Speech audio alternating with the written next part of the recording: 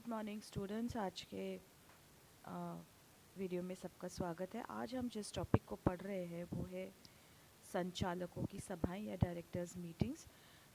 Screen पर आपको जो दिख रहा है https://www.businessmanagementideas.com, यहाँ से ये मैटर लिया हुआ है।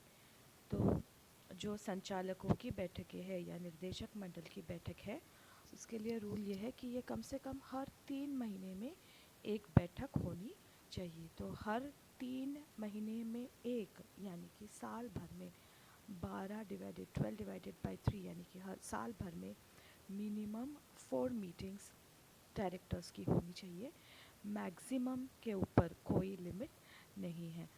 तो जो कंपनी का काम होता है वो डायरेक्टर्स के मीटिंग्स में डिस्कशंस के थ्रू, मीटिंग्स में हर मामले पर डिस्कशन होता है संचालकों के बीच और निर्णयों पर पहुंचा जाता है कि किस काम को किस तरह से निपटाना है। तो कामों का निपटारा इस संचालकों के मीटिंग में होता है। एक कंपनी के संचालक बोर्ड की बैठक नामक एक संयुक्त बैठकों में अपने अधिकांश शक्तियों का उपयोग करते हैं। तो संचालक मंडल या डायरेक्टर्स के जो पावर्स है, उन पावर्स का उपयोग इन बैठकों में वो करते हैं। तो हर 3 महीने में एक और साल में कम से कम 4 बैठकें, ये दिया है सेक्शन 285 में। दूसरे शब्दों में किसी भी 3 महीने का समय बिना संचालक के बैठकों के नहीं गुजरना चाहिए और किसी भी वर्ष में कम से कम 4 संचालकों की बैठकें आयोजित किए बिना समाप्त नहीं होना चाहिए। इस खंड का उद्देश्य यह सुनिश्चित करना है कि बोर्ड की बैठकें यथोचित अंतराल पर आयोजित की जाती है ताकि संचालक मंडल कंपनी के मामलों के प्रबंधन के संपर्क में रहे। हालांकि केंद्र सरकार को किसी भी वर्ग की कंपनियों के संबंध में नियम शिथिल करने का अधिकार नहीं है।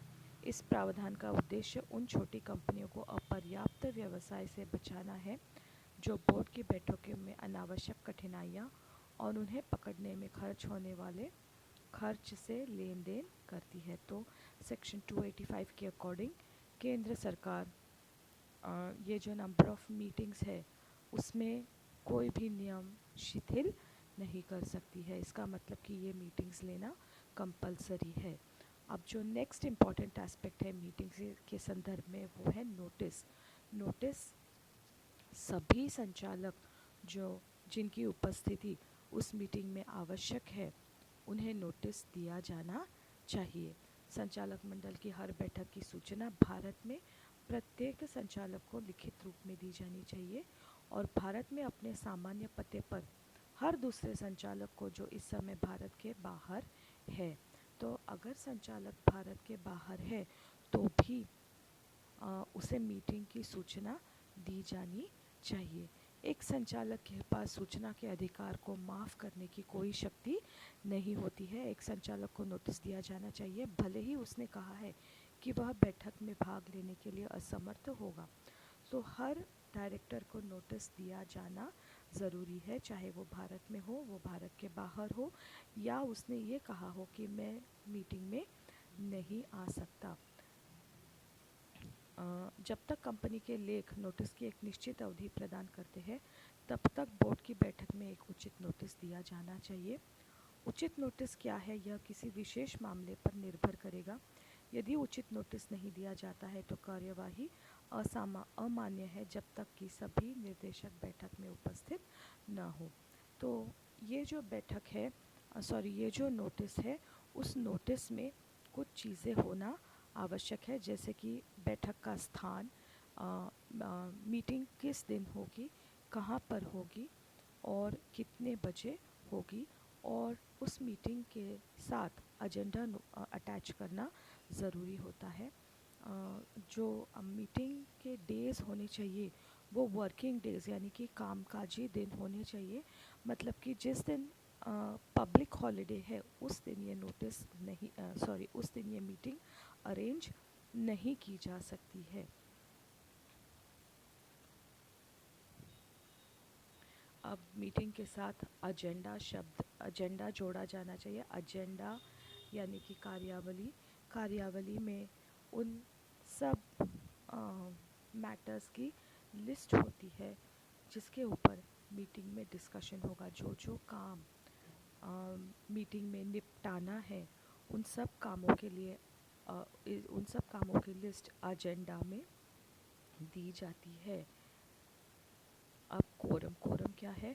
कोरम मतलब गणपूर्ति मतलब वो न्यूनतम संख्या किसी भी मीटिंग में। अब क्योंकि हम यहाँ संचालकों की मीटिंग की बात कर रहे हैं तो संचालकों की मीटिंग में कोरम होगा उन संचालकों की न्यूनतम संख्या जिनका मीटिंग में उपस्थित रहना आवश्यक है, उनको फिज़िकली प्रेजेंट होना चाहिए मीटिंग के लिए, उसे हम कहते हैं कोरम। तो अगर मीटिंग में कोरम नहीं होता है तो मीटिंग में जो भी प्रस्ताव पारित किए गए हैं वो अमान्य होंगे, वो अवैध होंगे, उनका कोई लीगल स्टैंडिंग नहीं होगा। बोर्ड मीटिंग के लिए कोरम कम से कम 2 संचालक या संचालक मंडल की कुल शक्ति का 1/3, जो भी टोटल नंबर ऑफ डायरेक्टर्स है उसका 1/3 या 2, इसमें से जो भी कम से कम 2 संचालकों के अधीन हो। कुल ताकत का निर्धारण करते समय रिक्तियों की गणना नहीं की जाती है। तो हर बैठक के लिए उचित कोरम वो होगा कि कम से कम 2 संचालक या संचालक मंडल की कुल शक्ति टोटल नंबर ऑफ डायरेक्टर्स का 1/3 है, इसमें से जो भी कम है। ठीक है, तो फिर से जो संचालक मंडल की बोर्ड में पारित किए जाने वाले प्रस्तावों में किसी भी रुचि रखते हैं। अब ये एक इम्पोर्टेंट पॉइंट है कि अगर बोर्ड मीटिंग में इस तरह का कोई मामला डिस्कशन के लिए आ रहा है जिसमें किसी संचालक का व्यक्तिगत हित है, तो उस मुद्दे पर जब डिस्कशन होगा तो वो संचालक वहाँ पर नहीं रह सकता है। अब आगे हम पढ़ते हैं फिर से जो संचालक मंडल की बैठक में पारित किए जाने वाले प्रस्तावों में से किसी में भी रुचि रखते हैं, और अगर ऐसा है कि कोई ऐसा मैटर है जिसमें संचालक रुचि रखते हैं तो उस संकल्प के कोरम के उद्देश्य से गणना नहीं की जाएगी। तो अब यहाँ पर कोरम की गणना अलग तरह से होगी। कहाँ पे अलग तरह से होगी? जब ऐसे प्रस्तावों का डिस्कशन हो रहा है या ऐसे प्रस्तावों पर मतदान हो रहा है जिसमें संचालक मंडल हित रखते हैं, रुचि रखते हैं, तो फिर कोरम क्या होगा? यदि किसी भी समय इच्छुक संचालकों की संख्या निर्देशकों की कुल संख्या से 2/3 से अधिक है या बराबर है तो शेष संचालक जो इच्छुक नहीं है उस मद के लिए कोरम होंगे।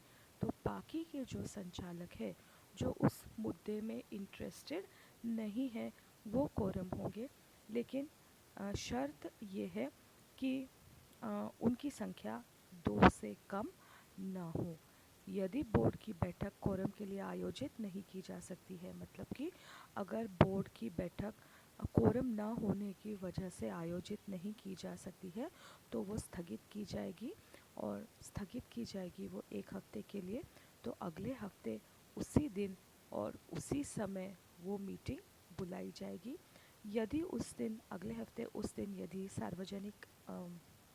सार्वजनिक छुट्टी है तो वो अगले जो नेक्स्ट अवेलेबल डे है उस दिन उस मीटिंग को होल्ड किया जाएगा। ठीक है, तो अब हम जो बोर्ड मीटिंग में क्या क्या काम किए जाते हैं, कौन से डिस्कशंस होते हैं, किसके लिए बुलाई जाती है वो पढ़ते हैं। शेयर और डिबेंचर जारी करने के लिए, शेयरों पर कॉल यानी कि अंशों पर मांग करने के लिए, शेयरों को जब्त करने के लिए, शेयरों को स्थानांतरित करने के लिए, लाभांश की दर तय करने के लिए, डिबेंचर के अतिरिक्त ऋण लेने के लिए, कंपनी के धन का निवेश करने के लिए, कंपनी की कठिनाइयों पर विचार करने के लिए, कंपनी की नीतियों का निर्धारण करने के लिए। तो ये हुई बोर्ड मीटिंग्स की सारी डिटेल्स। अब एक और जब हम टाइप्स ऑफ कंपनी की सभाएं, जो इस टॉपिक का जो सबसे पहला वीडियो मैंने आपको दिया था उसमें हमने सभाओं के प्रकार में जब हम संचालकों की सभा पढ़ रहे थे तो हमने वहाँ पर पढ़ा था कि संचालकों की सभाएं दो प्रकार की होती है। एक तो ये जो अभी हमने की बोर्ड मीटिंग, और दूसरी थी उप समितियों की सभाएं या कमिटीज़ की मीटिंग। तो तब भी मैंने आपको बोला था कि डायरेक्टर्स क्या करते हैं कि अपने बीच में ही सब कमिटीज़ बना लेती है। तो ये जो सब कमिटीज़ है ये किसी स्पेसिफिक विशिष्ट कार्य को करने के लिए जो लोग एक्सपर्ट्स होते हैं उन एक्सपर्ट्स की ये कमिटीज़ बनाई जाती है। तो अब हम जो नेक्स्ट टॉपिक पढ़ रहे हैं वो कमिटी मीटिंग्स के बारे में पढ़ रहे हैं।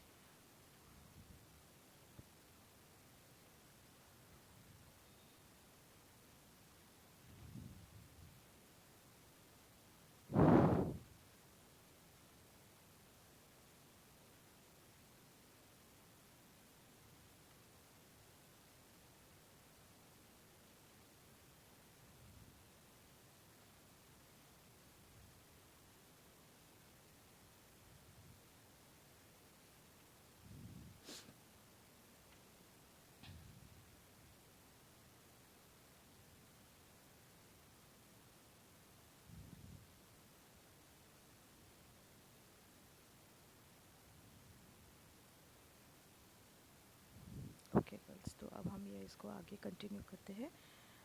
संचालक समितियों की बैठकें। निर्देशक मंडल कुछ समितियों का गठन कर सकता है और अपनी कुछ शक्तियाँ उन्हें सौंप सकता है। इन समितियों में केवल संचालक ही होते हैं। ऐसी समितियों को शक्तियों का प्रतिनिधि मंडल एसोसिएशन के लेखों द्वारा अधिकृत किया जाना चाहिए और कंपनी अधिनियम के प्रावधानों के अधिकृत ये होना चाहिए। तो अलॉटमेंट, ट्रांसफ़र, फाइनेंस जैसी बड़ी कंपनी के रूटीन मामलों में संचालक मंडल की उपसमितियों द्वारा काम संभाला जाता है।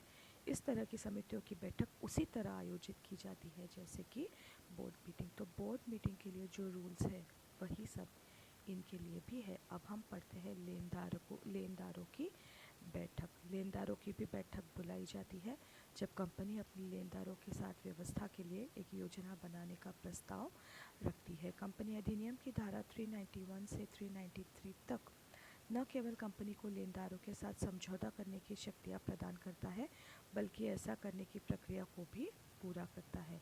तो ये किस किस की मीटिंग्स हो सकती है? ये डिबेंचर होल्डर्स की मीटिंग्स हो सकती है। डिबेंचर होल्डर्स मतलब कि ऋण पत्रधारियों की बैठकें डिबेंचर ट्रस्ट डीड में निहित शर्तों के अनुसार आयोजित की जाती है। इन बैठकों को समय समय पर बुलाया जाता है जहां डिबेंचर धारकों के हित कंपनी के पुनर्निर्माण, पुनर्गठन, समामेलन या समापन के समय शामिल होते हैं। तो ऐसा कोई भी मामला है जिसमें जो लेनदारों के हित को प्रभावित कर सकता है तो उन्हें पूरी तरह से विश्वास में लिए बिना उस मामले पर कार्यवाही नहीं कर सकते हैं और इसलिए उनकी बैठकें बुलाई जाती है। ट्रस्ट के विलेख में दर्ज किए गए नियमों और कानून, बैठक की सूचना, बैठक के अध्यक्ष की नियुक्ति, प्रस्तावों को पारित करना, बैठक का कोरम और लेखन और मिनटों पे हस्ताक्षर से संबंधित होता है। तो इस तरह से कंपनी की मीटिंग्स होती है। आज मेरा गला बैठा हुआ होने के कारण आपको ऑडियो में कुछ प्रॉब्लम ना हो इसलिए पूरे समय माइक को बहुत मुंह के पास पकड़ने की कोशिश की है। फिर भी आपको यदि कुछ प्रॉब्लम है, कुछ नहीं समझा है तो आप मुझे पर्सनली कांटेक्ट कर सकते हैं। तो आज के लिए मेरी तरफ से इतना ही। See you soon, bye bye, take care, stay home, stay safe.